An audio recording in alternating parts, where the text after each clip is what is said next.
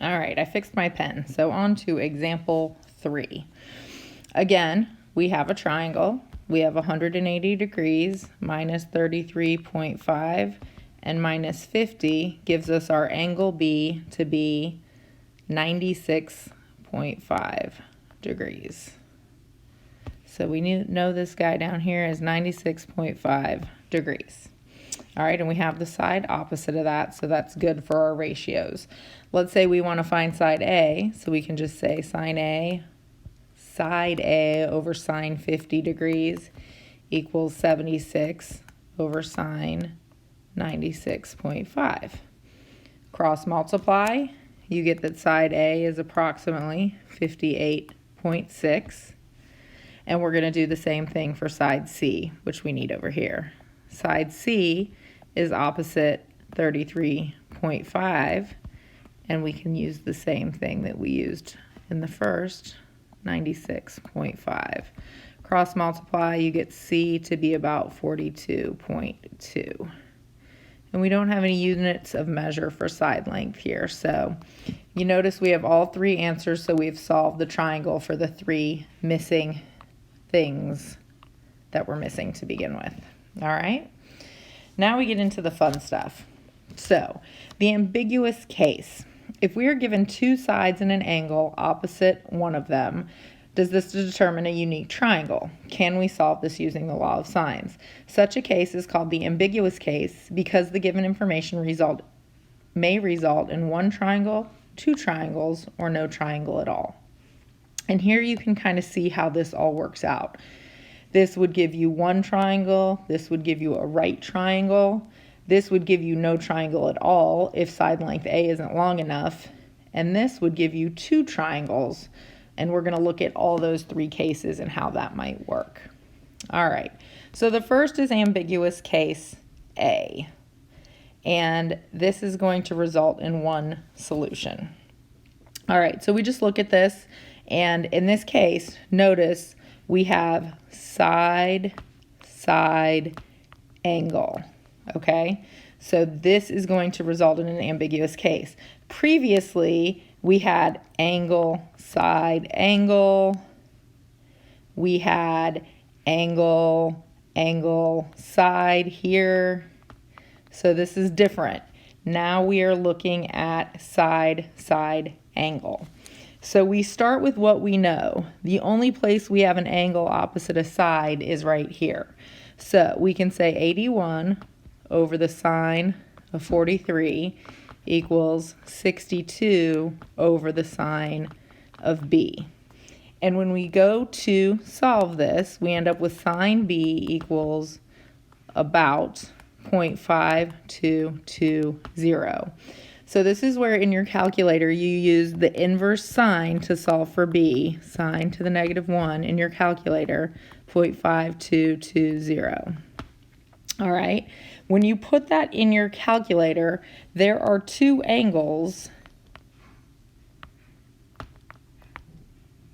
between 0 and 180 for which this happens.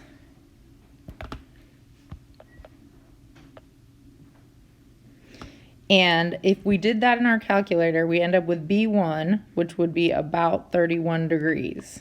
All right, because sine is going to be positive in the first quadrant and the second quadrant. So when we do this, we have to look at B1, which would be 31 degrees. Then we're going to look at what would happen if we did 180 minus 31. We would have 149 degrees. All right. Both seem viable, but when I take 149 and add it to my existing 43, I get 192 degrees, which is greater than 180 degrees. So this right here is not possible. The only B that is possible is 31 degrees. And once I figure that out, I can go back and plug in to solve for what I need to. So if B is 31 degrees, I can figure out the rest of my triangle.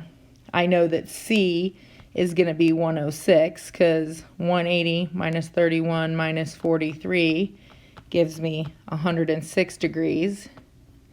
and that's angle C. And then I can go ahead and say that C over sine 106 equals 81 over sine 43 and solve for my little side C. Okay, so here's what I was missing. And here's what I was able to find. So this only occurs when you have side-side angle. And we're going to look at the pictures of how this will work when we get a little further again. But we've got these pictures up here. But we'll look at a more particular case where you have two solutions. All right, this example right here is going to have no solutions. And we'll see why if we try and draw that triangle specifically. All right, so usually if I'm given the information and don't have a triangle given, I want to go ahead and draw a picture. So I'm going to just somehow draw a triangle ABC. This is 75, and this is angle A. This is B equals 71, side C, and this is A equals 51. So that's what I know so far. All right, according to my given information. So if I go ahead and set this up, 51 over sine 75 equals 71 over sine B. Cross multiply, 51 sine B equals 71 sine 75. I end up with sine B equals 1.34. Sine can never be greater than 1.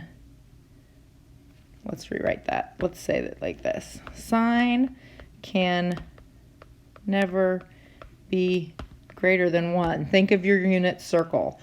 If you were to put this in your calculator, B equals inverse sine of 1.34, you're going to get no solution. Sine, if you look at your sine function, when you draw it, your regular sine function does not go above or below 1 or negative 1. So sine cannot be greater than 1. So this triangle has no solution. What that means is this side length is really not even long enough to make a complete triangle. It would look something like this, where it's unable to connect because your sides are not long enough. All right, and this is the very last example we're going to do.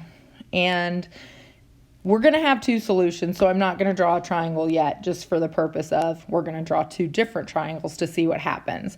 But looking at what I have side A, which is 54, and I have angle A, which is 40 degrees. I have side B, but I do not have angle B. So I go ahead and I do my math, cross multiply. I end up with sine B is about 0.7380. When I put that in my calculator to solve for angle B, and make sure you're in degree mode or you're going to have a problem. And I did put a link to an online calculator in the main page of our folder, so if you don't have an online calculator, you've got one that you can use, or if you don't have a handheld calculator. When I put this in my calculator, B is about 48 degrees, and that would be in quadrant 1. But sine is also positive in quadrant 2, so if you do 180 minus 48, B2, we're going to call this B1, B2 would be 132 degrees, and that would be in quadrant 2. Both of those, if I take my original 40 degrees, would work out, because either added to, if I do 48 plus 40, that is not greater than 180. And if I do 40 plus 132, that is not greater than 180. So you're going to end up with two triangles. The first one with B1 equaling 48 degrees. The second one with B2 equaling 132 degrees. All right, so angle C1, we would do 180 minus our original 40 minus 48, and we end up with C1 equaling 92 degrees. All right, so we have that.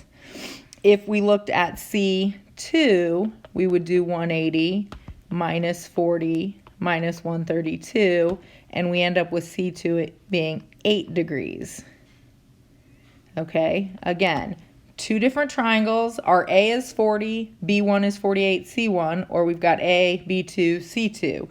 And then, in order to finish your triangle, you just do C1 over sine 92 equals 54 over sine 40.